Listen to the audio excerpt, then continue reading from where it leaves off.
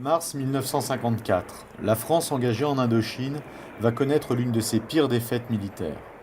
La bataille de Dien Bien Phu, véritable camp retranché français encerclé par les troupes nord-vietnamiennes, va durer près de 2 mois. Une infirmière de l'armée de l'air, Geneviève de Galard, surnommée par ses blessés l'ange de Dien Bien Phu, se souvient. Je m'appelle Geneviève de Galard et j'ai réussi le concours des convoyeuses de l'air en novembre 1953.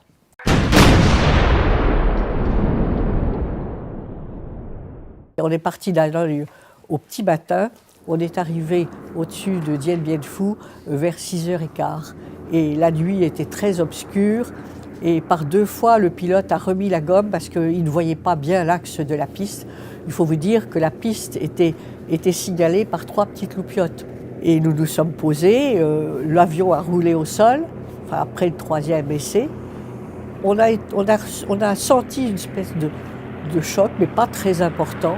Et on avait déjà installé les blessés quand le mécanicien est revenu, complètement effondré, nous disant on a heurté un piquet de barbelé en bordure de piste, le réservoir a été crevé, la pression d'huile est à 0, nous ne pouvons pas repartir.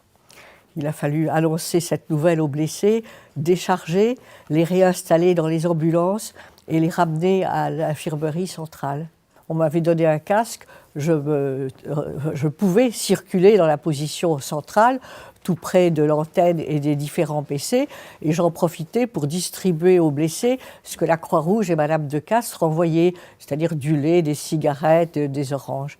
Et puis la nuit du 30 au 31, heureusement j'étais à l'antenne quand les tirs ont commencé vers 17h, parce que là ça a été avec une telle violence qu'il était impossible de circuler, même dans les tranchées, avec un casque sur la tête.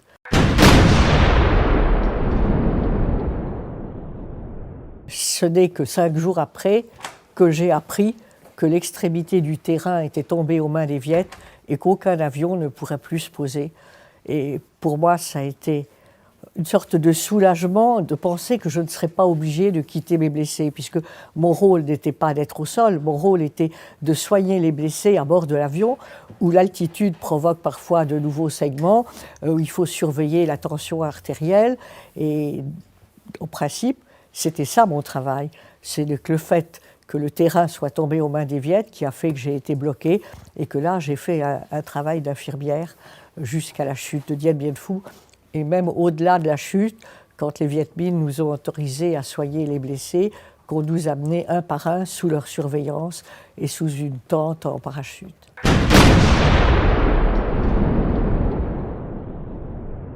Cet avion était peint d'une croix rouge. Et lorsqu'il s'est posé, au début, les Viet n'ont pas tiré. Et là, est-ce qu'il y a eu une erreur de manœuvre? On a déchargé des caisses de médicaments. Est-ce que les Viet ont pu penser que c'était des munitions? Et à ce moment-là, ils se sont mis à tirer. Il devrait y avoir toujours la Croix-Rouge.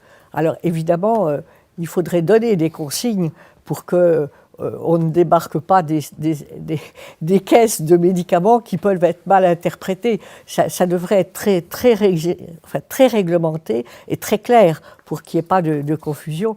Mais à mon avis, ce serait indispensable que les combattants savent qu'ils ont affaire à uniquement une mission sanitaire.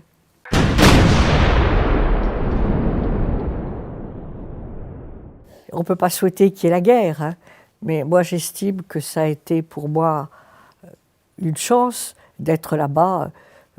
Plusieurs fois, les blessés me l'ont manifesté. Il y en a un qui me disait « Quand vous entrez dans mon abri, mon moral remonte de 100%. » Ça vous oblige un peu à vous dépasser, mais c'est qu'en se dépassant qu'on arrive à grandir.